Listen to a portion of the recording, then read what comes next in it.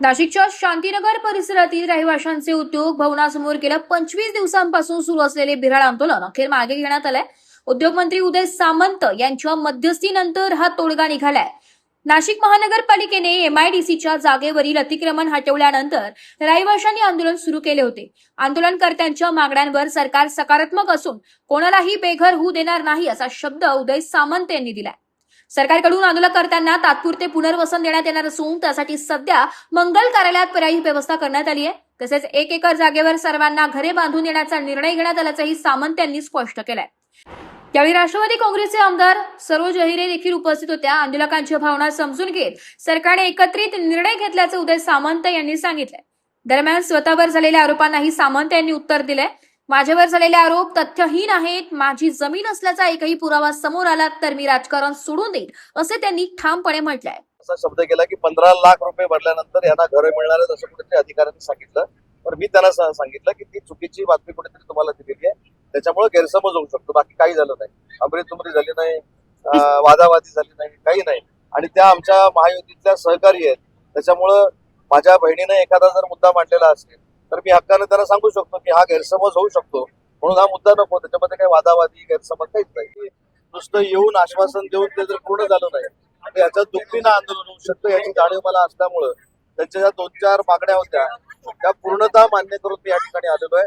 त्यांची पहिली मागणी होती की एमआयडीसीची 1 एकर जागा त्यांच्या तात्पुरत्या घरांसाठी देणं आवश्यक होतं, ते देखील देण्याचा निर्णय काल आम्ही बैठकीमध्ये घेतलेला आहे. ती जागा त्यांनीच फायनल केलेली आहे. दुसरी महत्वाची गोष्ट, SRA मधनं हा जर प्रोजेक्ट घ्यायचा असेल तर 2011 पूर्वीची स्लम डिक्लेअर करणं गरजेचं आहे.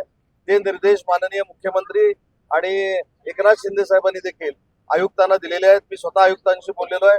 महानगरपालिका याच्यामध्ये पुढाकार घेऊन ते स्लम डिक्लेअर करण्याचं काम देखील करणार आहे. तिसरा मुद्दा त्यांनी असा माझ्याकडे ठेवलेला होता की FSIच्या अधीन राहून या घरांसाठी जर MIDC जागा देता आली गृहनिर्माण संस्थेला, त्या दृष्टीने देखील आम्ही सकारात्मक विचार करतोय. परंतु आज आंदोलनाला बसलेली मंडळी जी आहेत, गरीब जनता जी आहे, ही बेघर होणार नाही याची जबाबदारी आम्ही स्वीकारली आहे. सांगितलं ना, बेघर होणार नाही त्याचा अर्थ त्यांच्या डोक्यावर छत राहील. आणि जोपर्यंत त्यांना ठोस निर्णय होत नाही तोपर्यंत 1 एकर जागा तात्पुरत्या घरांसाठी आम्ही MIDC द्यायचा निर्णय घेतलेला आहे.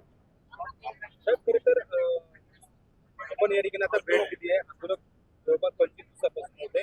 प्रशासनासोबत काय नेमक्या चर्चा झाल्या होत्या? आंदोलकांमध्ये देखील मोठ्या प्रमाणात संभ्रम अवस्था आजही आहे. याच्यामध्ये प्रशांतजी इथं आहेत, त्यांनी खऱ्या अर्थानं या सगळ्यांचं नेतृत्व केलं होतं. त्यांच्याबरोबर सहकार्य करायला आमचे सदावर्ते साहेब देखील आलेले होते. मला असं वाटतं की गरीब जनतेचा प्रश्न सोडवण्यासाठी महायुतीचं सरकार हे कटिबद्ध आहे. या बाबतीमध्ये मी छगन भुजबळ साहेबांची देखील चर्चा केलेली होती. म्हणजे मी आवर्जून सांगतो, त्यांचं नाव घ्यायचं राहिलं, छगन भुजबळ साहेबांची देखील मी चर्चा केली होती, समीर भुजबळांची देखील मी चर्चा केली होती. त्या सगळ्यांशी चर्चा करून हा आम्ही निर्णय घेतला की या गरीब जनतेला बेघर व्हायला द्यायचं नाही आणि त्याच्यासाठी सध्या त्यांच्या तात्पुरत्या स्वरूपाच्या घरांसाठी 1 एकर जमीन द्यायचा आम्ही निर्णय घेतलेला आहे. मला सवय झाली, त्याच्यामुळे ते काय नको त्या भाषेत बोलू दे, शिव्या घालू दे, मला काही फरक पडत नाही. त्यांची शिवी ही मला ओवीसारखी आहे, त्याच्यामुळे ती चिंता तुम्ही अजिबात करू नका. पण त्यांचा जो काही गैरसमज झाला होता तो दूर करण्याची जबाबदारी प्रशांतजींवर आता दिलेली आहे. सदावर्ते साहेबांचं म्हणणं असं होतं की मी जमीन ती लाटलेली आहे. मी आताही आवाहन करतो, या नाशिक जिल्ह्यामध्ये 1 इंच जरी माझी किंवा माझ्या कुटुंबाची जमीन असेल तर मी राजकारण सोडायला तयार आहे.